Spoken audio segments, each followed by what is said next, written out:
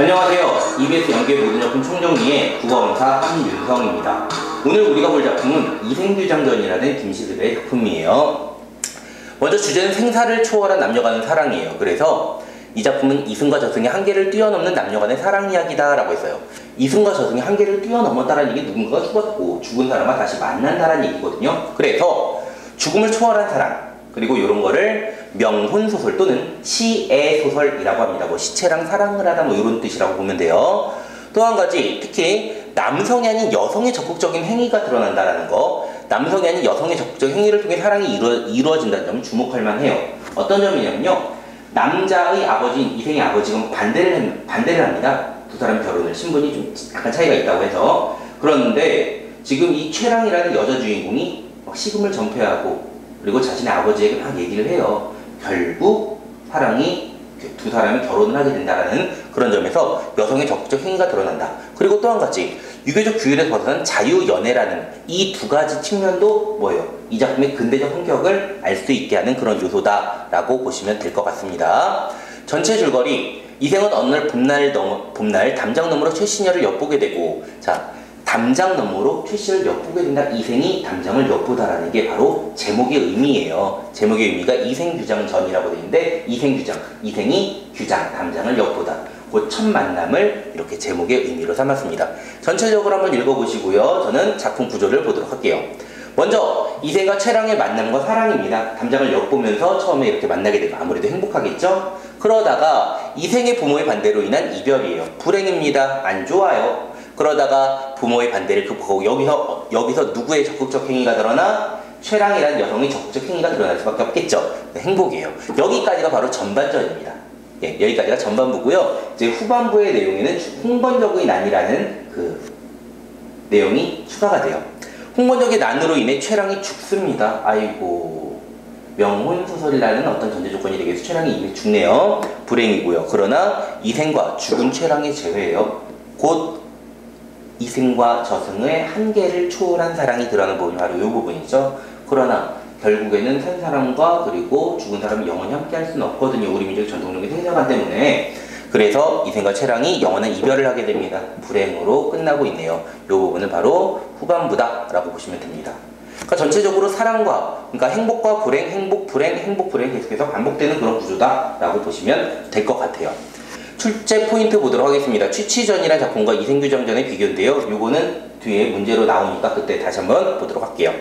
사비시의 기능 굉장히 중요합니다. 이생규장전에는요, 인물들이 막 서로 시를 지으면서 시를 주고받으면서 사랑을 속삭이고 있는데, 아무래도 그런 부분에서 제자가인적인 인물의 성격이 드러나. 제자가인은 재주가 뛰어난 아름다운 사람이란 그런 뜻인데, 아무래도 시를 짓는 게 꽤 어렵습니다. 더구나 이 사람들이 쓰던 시들은 한시거든요. 한시를 짓기는 굉장히 어려워요. 학식도 뛰어나야 되고. 그래서 예전에 과거 시험을 한시를 짓도록 한 거예요. 근데 그 삽입시의 기능을 보면 우선 기본적으로 삽입시는 인물들의 제자가인적 면모를 드러내게 하고요. 그 내용들을 보면 작품의 분위기를 형성하기도 하고요. 주제를 집약적으로 전달하기도 하고요. 사건 전개의 방향암시, 아무래도 또 시니까 인물의 심리나 정서를 비유적 함축적으로 드러낼 수밖에 없고요. 그리고 내용을 압축해서 오랫도록 감동을 지속시킨다. 또는 이런 얘기도 있어요. 산문 위주의 단조로움을 감소하는 역할도 한다. 그런 것들 알아두시기 바라고요. 주요 장면 보도록 하겠습니다. 여인은 크게 꾸짖어 욕을 퍼붓습니다. 홍건적의 난에서 최랑이 지저 절개를 지키는 그런 장면이에요. 이 호랑이 창기 같은 놈아, 나를 죽여 씹어먹어라. 내 차라리 일의 밥이 될지언정 어찌 개돼지의 배필이 되어 내 정조를 더럽히겠는가. 적극적인 최랑의 모습이 이생과 대비해요. 왜냐면 이생은요, 치사하게 도망갔어요. 근데 최랑은 당당하죠.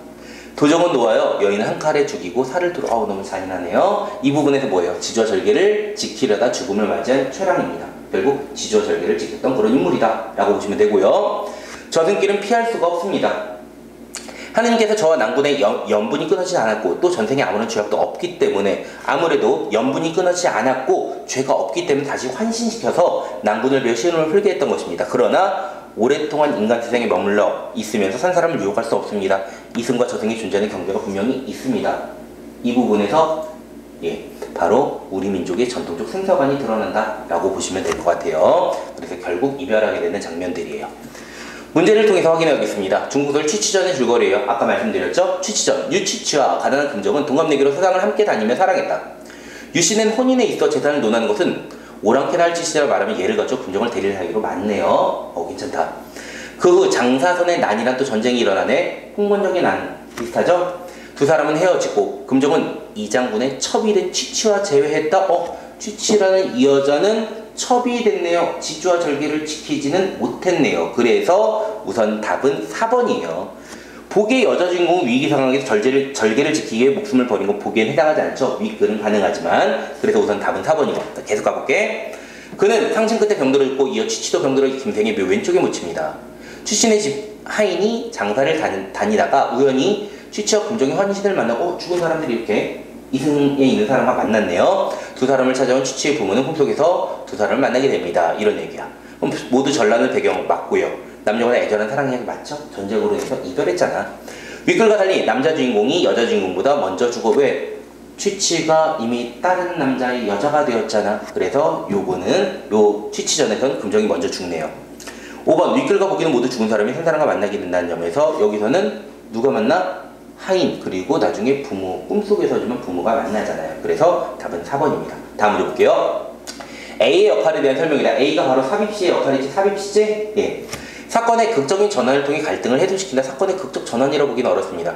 인물의 심리상태를 관념하여 박진감을 더해준다. 심리상태를 관념하다는 얘기 되게 어렵고 추상적으로 만든다는 얘기인데 이 시에서는 인물의 심리가 자세하게 드러나고 있어요. 그래서 관념적이라 보기는 어렵습니다.